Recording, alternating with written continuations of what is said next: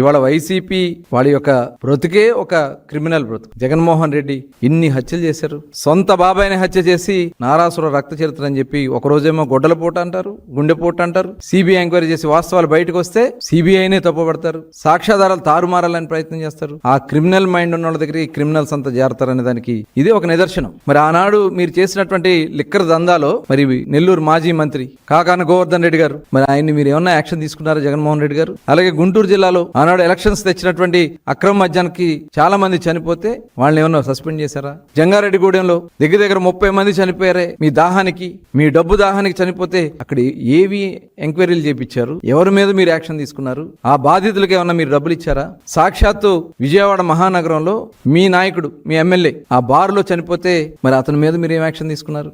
ఇవాళ జోగి రమేష్ గారు దీంట్లో పూర్తిగా ఇన్వాల్వ్మెంట్ ఉందని చెప్పి సాక్ష్యాధారాలతో సహా ఇవాళ కోర్టుకి ఇవాళ పెడితే ఇవాళ జగన్మోహన్ రెడ్డి గారు ఆయన మీద ఏమైనా పార్టీ తరఫున యాక్షన్ తీసుకున్నారా?